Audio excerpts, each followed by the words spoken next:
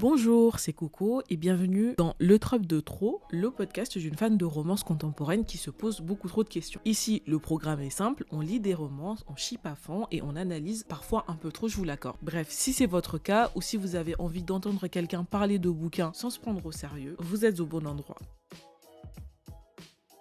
Aujourd'hui, on va parler de la saga Twisted. Pour être honnête avec vous, je n'ai pas lu toute la saga. Donc on va parler des 2 bouquins que j'ai lus dans la saga. Pour vous faire l'historique, j'ai commencé les Twisted par le tout premier livre, donc Twisted Love, dont j'ai entendu beaucoup parler sur les réseaux sociaux. Je l'ai commandé parce que je voulais me faire mon propre avis. Et je trouve que globalement, c'est une œuvre qui a mal vieilli. C'est-à-dire que moi, quand j'ai recommencé la lecture, surtout les romances contemporaines, j'ai lu pléthore de livres avant d'aller sur Twisted. Et je me dis que si je l'avais lu au tout début, je l'aurais peut-être plus apprécié. Et c'est surtout que, pour moi, je pense que c'était l'erreur à ne pas faire. J'ai lu Twisted Love juste après avoir lu la saga Nokmu de Lucy Scott, où il y avait des hommes machos, vous voyez un petit peu. Donc forcément, quand j'ai lu Twisted Love, j'ai eu un petit peu ce ras-le-bol de l'homme un peu macho, un peu mystérieux, et il n'y avait rien qui changeait finalement de mes lectures précédentes. Et je trouve que globalement, il y a des livres comme ça qui peut-être ne te toucheront pas si tu les as pas lus au bon moment. Là, j'ai un exemple qui me vient en tête, c'est, et n'attrapez pas ma veste s'il vous plaît, mais The Spanish Love Deception. Parce que donc, moi, en reprenant la lecture, j'ai lu plein de livres de comédie romantique avant d'arriver sur The Spanish Love Deception. Et donc, en le lisant, je l'ai trouvé bien, mais je pense pas si exceptionnel que si je l'avais lu au début. Et donc, pour en revenir à Twisted Love, je pense qu'il y a eu cet effet de timing qui a fait que finalement, j'ai un petit peu moins apprécié le bouquin. En plus, pour moi, Alex, c'était le prota masculin basique. Je veux dire, le mec est riche, torturé,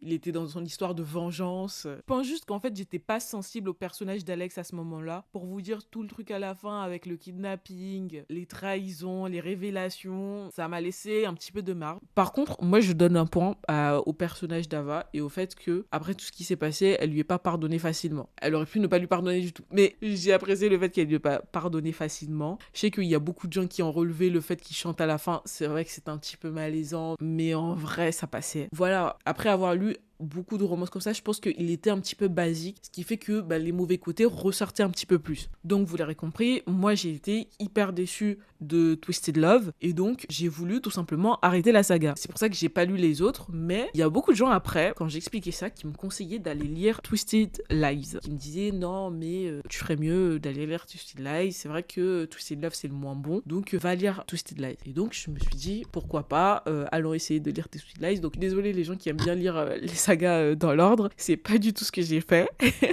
Donc j'ai commencé à lire Twisted Lies. Alors ce que je peux dire de cette lecture, c'est que pour le coup, là où j'ai été déçue de Twisted Love, je trouve que Twisted Lies, il avait un côté où c'était divertissant. Je me suis pas spécialement ennuyée pendant ma lecture. Je l'ai trouvé sympa. En fait, je l'ai trouvé cool en vrai. Je vous ai dit, c'était divertissant. J'ai beaucoup aimé la lecture. Par contre, je me suis posé des questions parce que dès qu'on commence le bouquin, on tombe sur une note de l'autrice qui nous dit de faire attention parce que là, elle va raconter l'histoire d'un personnage moralement gris en la personne de Christian Harper qui est le protagoniste de l'œuvre et donc de prendre des pincettes par rapport à lui. Et moi, à la fin, quand j'ai lu le bouquin, je me suis demandé est-ce que le personnage de Christian Harper est-il un personnage moralement gris ou est-ce qu'on n'utilise pas le label moralement gris pour faire apparaître quelqu'un qui est vraiment immoral? Parce que pour moi, la définition de moralement gris, c'est quelqu'un, par exemple, et j'allais dire Peacemaker, mais Peacemaker c'est un méchant dans l'univers DC Comics. Mais bref, pour moi, un personnage moralement gris, c'est quelqu'un qui, en tout cas, dans l'idée que je m'en faisais, c'était quelqu'un qui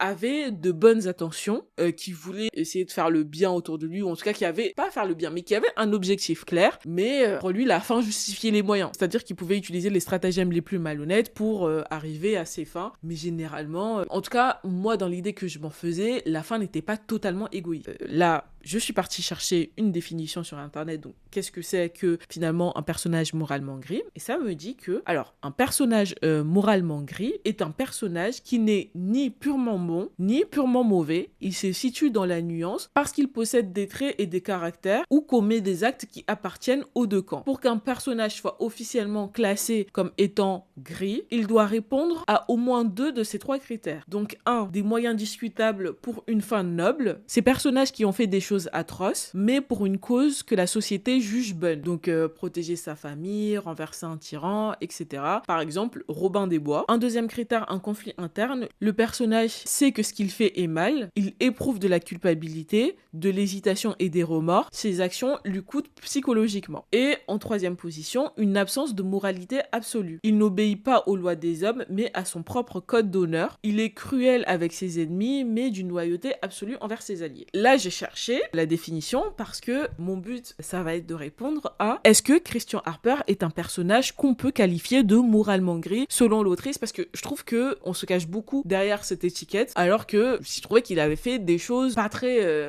ouf, quoi. Je vous invite d'ailleurs à me donner vos avis si vous êtes plutôt pas d'accord avec moi ou avec l'analyse que je vais donner. Déjà, pour qu'il soit moralement gris, et d'ailleurs c'est écrit, le personnage de Christian Harper est violent. Mais mon problème avec ça, c'est pas le fait qu'il soit violent, c'est pourquoi il est comme ça et pourquoi il le fait ça. C'est-à-dire que Christian Harper, on est face à un homme qui est extrêmement privilégié, un milliardaire avec énormément de pouvoir, que ce soit social, que ce soit économique, que ce soit juridique, mais qui décide quand même de se faire justice à lui-même. C'est-à-dire que Christian Harper, c'est typiquement le genre de personne que la justice protège. Et donc, on va commencer avec ça. Il y a 2-3 phrases qui nous font comprendre qu'il a une certaine méfiance envers la justice, et je pense que ça s'explique aussi via son passé, mais on y reviendra. Et donc, cette partie-là, je n'ai pas totalement compris, en sachant qu'il est quand même dans une position extrêmement privilégiée. Et je trouve ça extrêmement problématique, soit une personne qui estime que les lois ne s'appliquent pas à lui. Et il y a un second point dans ce qu'il fait, c'est quand il essaye de jouer au justicier. Donc, il a une espèce de liste de personnes qu'il trouve problématiques et qu'il essaye de faire tomber quand il s'ennuie. Donc là, on pourrait se dire, ok,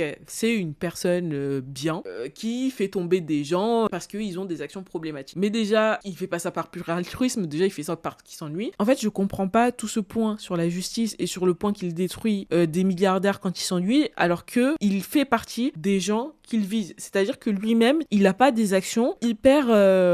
il se comporte pas bien, quoi. Il tue sans vergogne des gens. Il a tué une personne, il me semble, qui a mis une main au cul de Stella. Alors, c'est pas bien, c'est pas un acte que je normalise, mais c'est juste que c'est pas un acte qui méritait d'être tué. Et je trouve qu'il fait quand même des actes extrêmement répréhensibles. Et surtout qu'il a quand même une entreprise de surveillance, il me semble. Je me souviens plus, mais je pense que c'est ça. Et donc, prodigue ses services à quand même d'autres milliardaires qui ne sont sûrement pas tout blancs non plus. Et donc, en fait, non seulement il est le genre de personne qu'il essaye de détruire en parallèle, mais je suis sûre qu'il protège aussi ce genre de personnes via son entreprise. Et aussi, autre chose, c'est par rapport à l'incohérence dans son passé. C'est-à-dire que moi, je m'attendais à tous ses actes, ou au fait qu'il soit comme ça, soient justifiés par son passé. Alors oui, il a une histoire familiale assez compliquée. C'est-à-dire que son père, c'était un criminel, il volait des tableaux. Quand il a été arrêté ou tué, sa mère l'a suivi dans la tombe.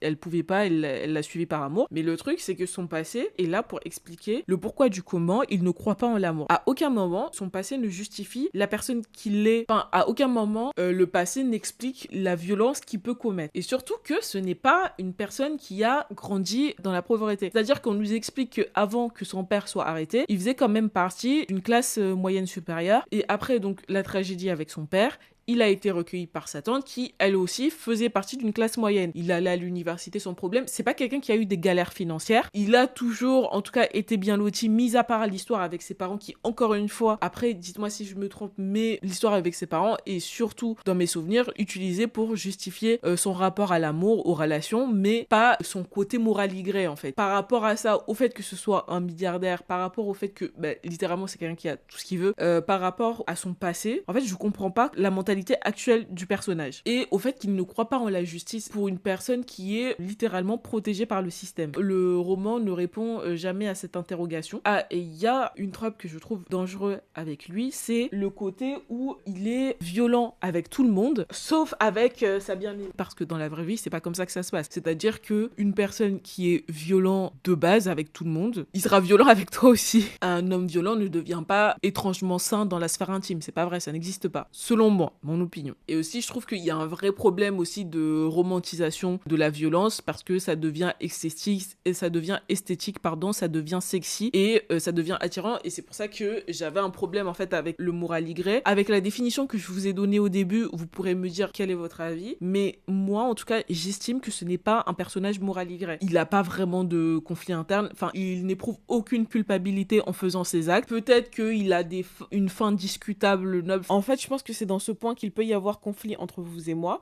C'est-à-dire que, est-ce que tout ce qu'il fait, il le fait pour une cause noble? Ce qu'il fait, il le fait pour protéger, on va dire, Stella ou son entreprise. Mais est-ce qu'on peut qualifier ça de cause noble ou pas? Parce que pour moi, c'est totalement égoïste. Et en plus, je trouve pas qu'il y ait un danger aussi apparent que ça. Peut-être que son entreprise, oui. Mais par exemple, pour Stella, c'est juste une personne qui lui a mis une main au cul, qui aurait pu se régler très facilement, ou autrement en tout cas. Donc, est-ce que protéger Stella ou protéger une entreprise, ça peut être une fin noble, surtout qu'il n'y a aucun danger qui l'a guettée. C'est vrai qu'elle recevait des menaces de mort, mais si je prends l'exemple de la main au cul, c'est qu'à ce moment-là, ce n'était pas la personne qui lui a fait ça. Il a juste tué une personne gratuitement. Et pareil pour son entreprise, parce que là, on peut dire, ok, c'est là, elle était en danger, mais c'est quoi l'excuse du coup avec son entreprise? Parce que pour protéger son entreprise, il utilisait des moyens vraiment pas idéaux ou légaux. Globalement, il était violent même avant de rencontrer Stella, et il avait aucune raison pour ça. Donc non, moi je ne lui donne pas ce point, vous me direz si vous lui donnez, vous. Et est-ce qu'il est cruel avec ses ennemis et loyal avec ses amis? Il est loyal avec Stella, qu'il est loyal avec ses ennemis, est-ce qu'il a des amis? On sait pas. Mais en tout cas, pour moi, d'après la définition que j'ai sortie tout à l'heure, je ne lui ai donné que 1 point sur 3. Selon moi, ce n'est pas un personnage moralement grave. Après vous auriez peut-être une grille de lecture différente. Et d'ailleurs, je serais curieuse de vous entendre à ce sujet. En fait, vous pouvez vous dire pourquoi je fais tout un foin avec le fait qu'il soit ou non moralement gré. Mon problème, c'est que ce label serve à normaliser la violence dans un certain type de personnage. Le problème avec aujourd'hui la pop culture, c'est que on nous apprenne sans qu'on le sache à désirer la violence. En fait, elle devient un instrument, elle devient esthétique, elle devient sexy. Et je trouve que c'est un label avec lequel les gens font des personnages extrêmement immoraux parce que je suis désolée.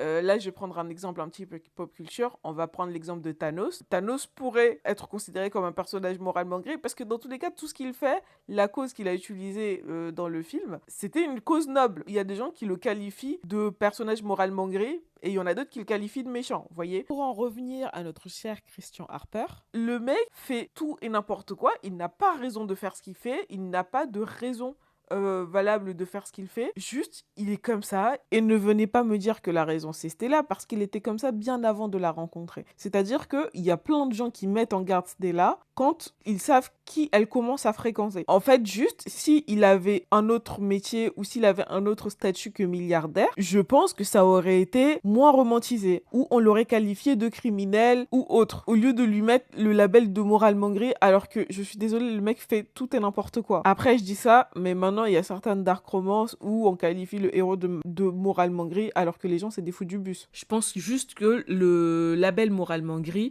il cherche à rendre acceptable quelque chose qui, dans un autre contexte, serait clairement problématique. C'est pas vraiment nuancé. Vous l'aurez compris, je suis pas hyper fan du personnage. Je le trouve juste violent pour rien et je comprends pas pourquoi on le romantise. Maintenant, après, il y a des choses. Déjà, Stella... Ouais, il me semble que j'avais bien aimé Stella. Mais juste, à un moment donné, ils sont... Alors, vous allez trouver ça un petit peu pas cohérent avec ce que je disais au début. Mais, donc, la rupture au 3e acte, c'est parce que Stella découvre que le mec l'avait espionné. Et en fait, je comprends pas pourquoi, de tous les actes qu'il a fait dans le livre, c'est parce que le mec l'a espionné, l'a stalké, on va dire, que elle s'offuse. Laissez-moi m'expliquer. Pour moi, c'était logique, étant donné que le gars a une entreprise de surveillance. C'est-à-dire qu'il surveille tout le monde. Il a une entreprise de surveillance, c'est littéralement son boulot. Donc, qu'il t'ait surveillé, bah, ça m'a pas vraiment choqué. Pour le coup, là, ça m'a pas... j'ai pas compris pourquoi tout le monde en a fait tout un plat. Alors, j'ai un problème avec le personnage, mais sur ce point-là, pas vraiment. Mais, comme je vous ai dit...